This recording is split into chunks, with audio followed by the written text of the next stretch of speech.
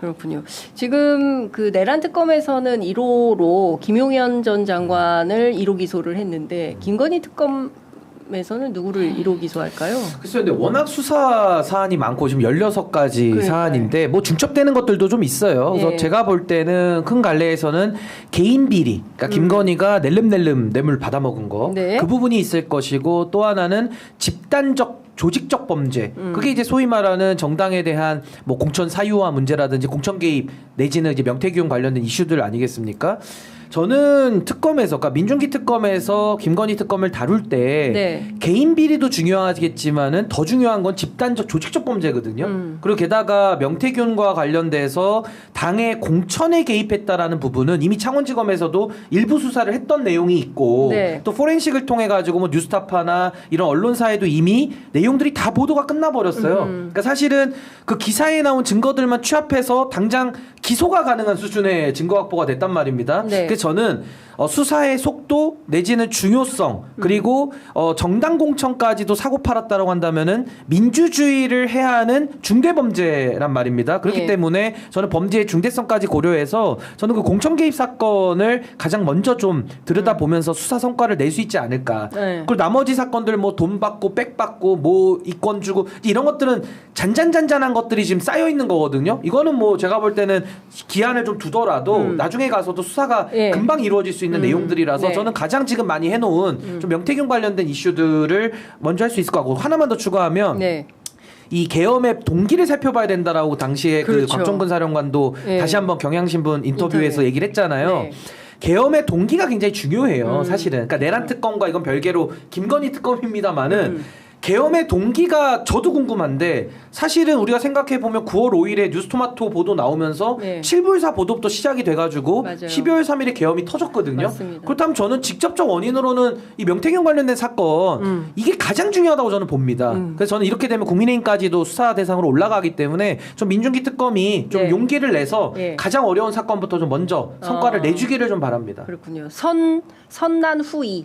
네. 네, 어려운 거 먼저 하고 아니, 쉬운 왜냐하면 걸 나중에 어려운 거 해라. 뒤로 밀려놓으면요. 네. 그때 가서 또 수사의 동력도 그렇고 무슨 일이 일어날지 몰라요. 그러니까 시간이 없어서 안 가장 됐어. 초반에 어려운 수사지만 또 가장 많이 해놓은 네. 정치인들까지 연루돼 있는 전 네. 여기 본질부터 먼저 때려버려야 된다. 명태균 게이트 먼저 포문을 그렇게 열어야 봅니다. 된다. 네, 하다 보면은요 줄줄이로 나올 거예요. 예. 네, 가장 어려운 것부터 저는 해야 장 된다고 변호사님 어떻게 생각하세요? 저는 아마 추가 구속 기소를 한다면 이 건진 전성배 씨가 좀 1차 타겟이 될 것 같아요. 건진이 1차 타겟. 왜냐하면 두 번인가 하여튼 영장을 쳤어요. 근데 예. 법원이 기각을 했습니다. 예. 그때 이제 수사가 좀 무르익지 않았는지 뭐 그건 모르겠습니다만 얼마나 수사 의지를 갖고 영장 청구까지 이르렀는지 좀 물음표도 있습니다만 지금 추가로 나오는 보도들 보세요. 약간 명태균 씨랑 결이 다른 건 네. 김건희를 막 겁박하기도 하고 압박하기도 합니다. 내가 이렇게 노력했는데 뭐 하는 거냐. 그리고 샤넬백 신발로 바꿨다는 거 아닙니까? 그걸 갖다 준 사람이에요. 그거 네. 부인할 수 없습니다. 말하는 거 앞뒤가 하나도 안 맞아요. 다 잃어버렸다는 거. 왜냐하면 그 통일교회 2인자가 여사가 잘 받았다고 하십니다. 건진폰 했을 때 나왔거든요. 그러면 지금 밖에서 뭐 하겠습니까? 다 증거인멸하려는 동인이 크겠죠. 말 맞추고 하려고 했겠죠. 등장인물들이 많이 다 지금 밖에 있으니까요. 그럼 이 사람을 바로 잡아야죠. 그러니까 명태균 씨 같은 경우에 한번 구속이 됐었고 이제 시간이 다 차가지고 나왔고 지금 검찰에 좀 협조하니까 아마 잡아들일 동인은 이제 수사기관으로서는 속도를 내지만 이제 명태균의 인시 확보에는 조금 그 동인이 떨어질 수는 있을 거고 네. 건진을 바로 잡아야 그 다음은 바로 김건희 씨입니다. 그리고 저는 하나만 더 추가하면 내란 특검이나 김건희 특검이나 최혜병 특검이 지금 수사 대상자는 다 같아요. 결국 수렴하는 건 윤석열 김건희 부부거든요. 근데 그걸 가지고 우리가 성과를 말할 수는 없고 네. 제가 제시하는 성과의 기준은요. 지금 윤석열 김건희 부부의 사안은 결국 기존의 수사기관을 장악해서 수사기관이 덮어줬기 때문에 여기까지 온 거거든요. 네. 그러니까 저는 내란 특검이 됐든 김건희 특검이 됐든 뭐 최혜병 특검이 됐든 기존의 검찰이나 경찰들 있지 않습니까? 여기서 윤건희 라인들 여기를 누가 먼저 치고 들어가느냐가 저는 더 관건이라고 봐요. 중요한. 그동안 덮어줬던 사람들. 그렇죠. 예. 네, 근데 그러려면 아까 제가 정치권에 대한 수사도 난이도가 있다고 했던 이유가 아무래도 정치적 그 압박을 견디면서 수사를 해야 되는 거고 검찰이나 경찰에 대한 수사는 자기 친정에 대한 수사일 거 아니겠습니까? 맞습니다. 그러니까 여기까지도 칼자루를 들이댈 수 있느냐. 왜냐하면 국민들이 의심하기에는 아니 어떻게 민정수석하고 검찰총장이 비아폰으로 대화를 해요. 그럼 어떻게 영부인이라는 자가 비아폰을 쓰면서 김주현 민정수석하고 전화를 합니까? 그래서 민정수석을 국정원장하고 문자도 했어요. 그러니까 그래서 민정수석 이제 밀정수석이라고들 부르는데 이 밀정수석에 대해서 이거 수사 안 하면요. 네. 저는 특검들도 이거 성과냈다고 할 수가 없어요. 그러니까 네. 어려운 수사, 그러니까 정치권이 연루돼 있고 검찰이라고 하는 친정이라고 할지라도 그 안에 범죄가 보이면 수사한다. 이 대원칙을 어느 특검이 먼저 지키느냐. 네. 저 그게 아마 박수 쳐줄 수 있는 예. 저는 그 기준점이 된다. 저는 그렇게 봅니다. 예, 그렇죠. 그러니까 지금 심우정 검찰이 그 김민석 그 저 총리 후보자를 향해서 바로 수사에 착수를 하지 않았습니까? 그 사건 배당을 하지 않았습니까? 근데 관련해서 이제 TV조선이 방금 전에 이제 단독 보도를 했는데 권순정 그 수원 고검장이 이프로스에 글을 올렸다는 겁니다. 뭘 올렸냐? 이재명 정부 국정기획위원회에서 추진하고 있는 수사기소 분리, 그러니까 검찰개혁 법안에 대해서 개념도 모호하고 형사 시스템 자체를 무너뜨리는 트로이 목마가 될 수가 있다. 이 검찰개혁 하지 말란 얘기예요. 수사기소 분리하면 안 된다. 이런 주장을 하고 있는 겁니다. 시작도 안 했어요. 예. 시작도 안 했고 이제 정권 그 교체한 지 한 달도 안 됐습니다. 네, 예. 네. 그런데 벌써 검찰이 준동하기 시작한 거 아니냐. 어떻게 보십니까? 장 반항하는 변호사님? 거예요. 반항? 그런데 네. 이거 저는 검사 출신 분들, 뭐 제가 만나는 분들이 전체를 대변하지 못할 수도 있겠습니다만, 예. 전 용인 단계에 들어갔다고 보고요. 지금 검찰이 이거 민주당이 하는 거 아니에요. 국민들이 개혁하는 겁니다. 그럼 예. 개혁 여론이 무르익지 않았나요? 아니요. 검찰이 어떻게 했습니까? 김건희 씨에 대해선 무죄 방면을 못해서 안달이 난 모습이었어요. 부끄러운 줄 아셔야죠. 그리고 자기네들 그 내란과 관련한 혐의 제대로 수사는 했습니까? 그리고 지금 윤석열 씨에 대해서만 시간으로 계산하고 다른 전례가 없는 일, 헌정사의 전례가 없는 일이에요. 대검에서도 그 직후부터 현장에서 아우성이 그럼 지금부터 시간으로 계산해야 되나요? 어떻게 해야 되나요? 라고 하니까 아니 하지 마. 원래 하던 대로 해. 그러면 즉시한거 했었어야죠. 그거 하지 않았어요. 그래놓고 뭘 어쩌자는 겁니까? 왜 그러냐면 이건 구조적인 문제라서 그래요. 수사 기소를 같이 갖고 있으면 특히 언론에서 주목하는 수사일수록 기소를 꼬린이라고 생각합니다. 목표점으로 삼아버려요. 그러니까 특수수사가 무죄율이 훨씬 높은 거예요. 일반 사건 그렇게 공들이지 않거든요. 이런 부분과 관련해서 구조적인 개혁에 대한 모든 고민이 있는데 이제 와서 이게 또 무슨 뚱딴지 같은 소리입니까? 이분 뭐 하시던 분입니까? 윤석열 완전 최측근 라인으로 분류됐던 사람 아닙니까? 네. 이러니까 검찰이 더 신뢰를 잃는다는 거. 후배들한테 부끄러운 줄 알아야 되는 그 자리에 있는 사람이 이런 이야기를 한다라는 거. 이건 동의하기 어렵습니다. 네, 어떻게 저는 이 보세요? 권순정이라는 사람은 좀 입을 닫고 있는 게 좋지 않을까요? 왜냐하면 이자가 지금 보니까 윤석열 서울중앙지검장 할 때 형사 2부장 했고 맞아요.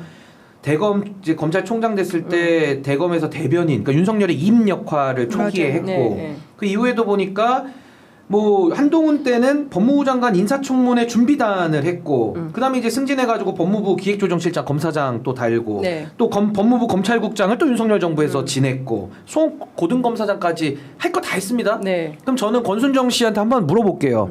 그동안에 검찰이 3년 동안 아무것도 안 해가지고 사실 기존에 검찰이 제대로만 돌아갔다면 김건희가 이렇게까지 나댈 수 있었겠습니까?